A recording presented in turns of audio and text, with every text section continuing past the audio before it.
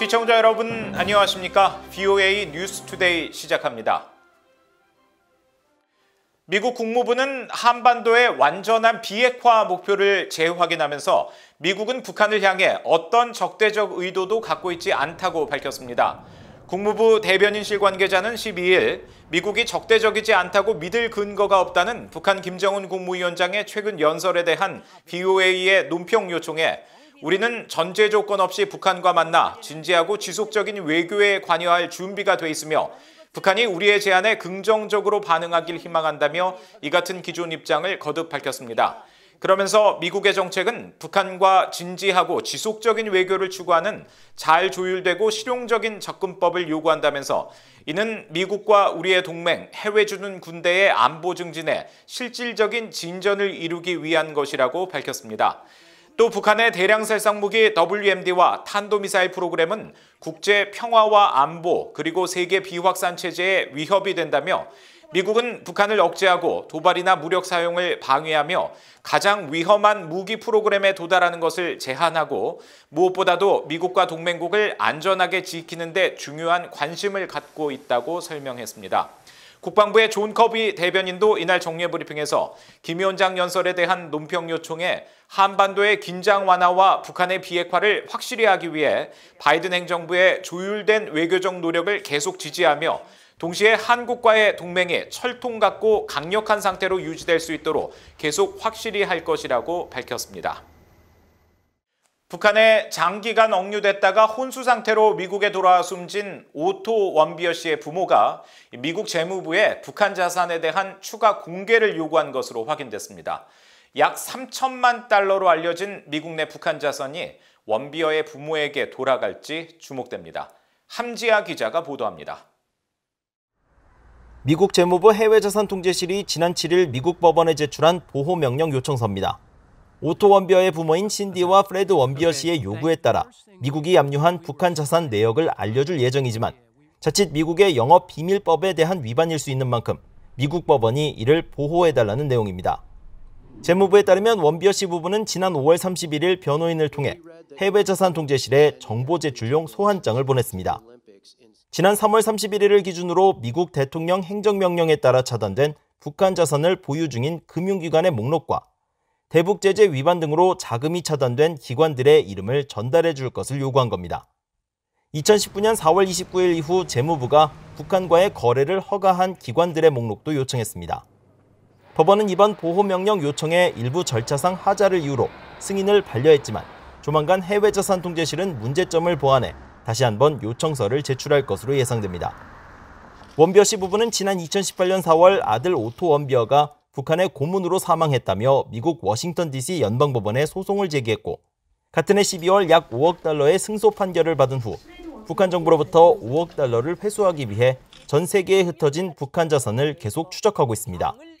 실제로 불법 석탄 수출에 연루돼 미국 정부에 몰수된 북한 선박 와이즈 어네스토에 대한 소유권 주장을 인정받았고 지난해에는 미국의 은행 3곳에 예치된 북한 관련 자금 2,379만 달러를 찾아내기도 했습니다. 원비어 씨 부부는 북한 자산 압류와 의회 로비 활동 등으로 북한 정권에 대한 압박을 가하겠다는 뜻을 분명히 해왔습니다. My message is to North Korea, like it always is. People matter. Otto matters. We're never going to let you forget our son.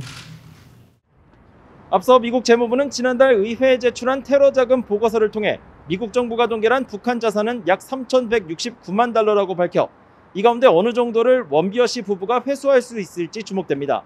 VOA 뉴스 함지아입니다.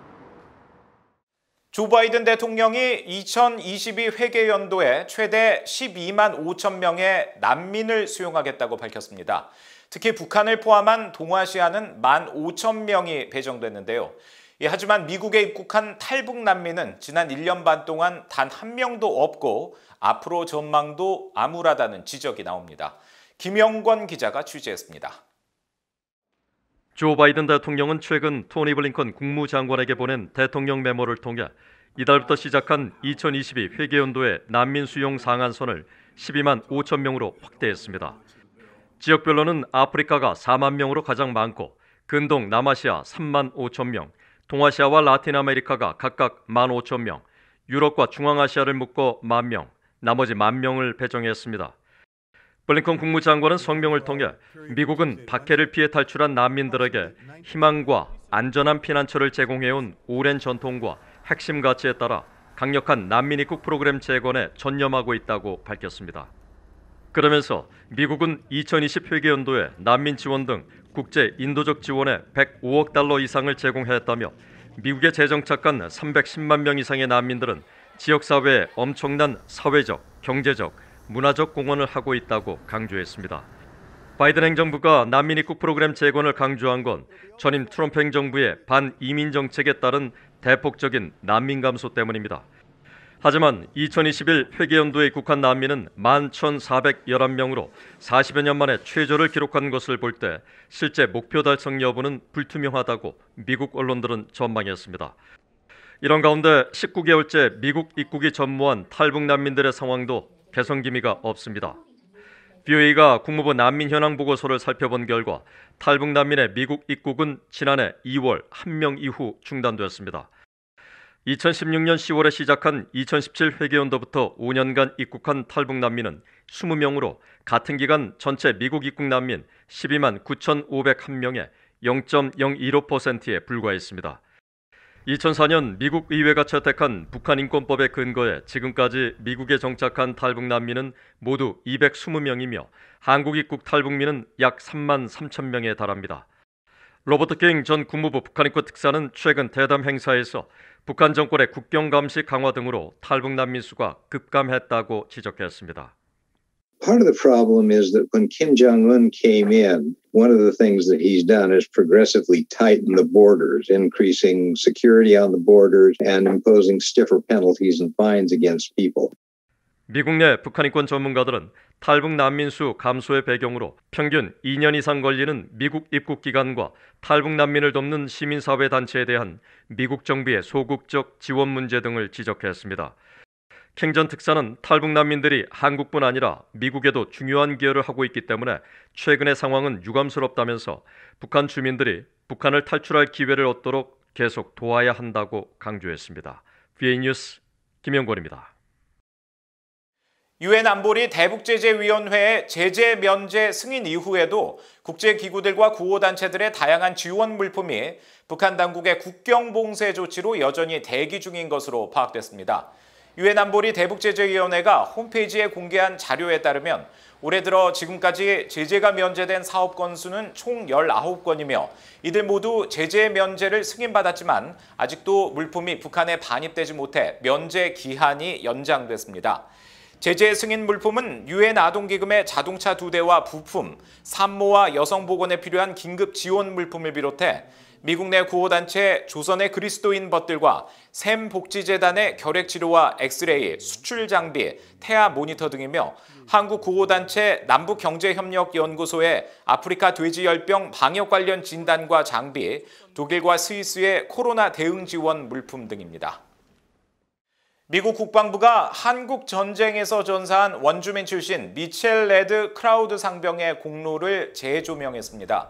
미국 국방부는 조 바이든 대통령이 원주민의 날로 선포한 11일 소식지를 통해 미첼 레드 클라우드 상병은 한국전에서 중공군과 끝까지 맞서 싸운 대담함과 용기 그리고 자기 희생으로 명예훈장을 받게 됐다고 밝혔습니다. 1950년 한국전쟁 당시 제24보병사단 제19보병연대 소속이던 클라우드 상병은 북한 청천강 부근 123고지에서 전방에 매복해 적군을 탐지하는 임무를 수행하다가 중공군을 포착해 즉시 경보를 울리고 전투를 벌이다 숨졌습니다. 국방부는 당시 클라우드 상병이 소속 부대가 긴급히 적군의 공격에 대비해 방어선을 재편성하고 강화할 수 있을 만큼 시간을 충분히 벌어 동료 병사들을 구할 수 있었다고 밝혔습니다. 이상으로 VOA 뉴스투데이 마칩니다. 시청해주신 여러분 고맙습니다.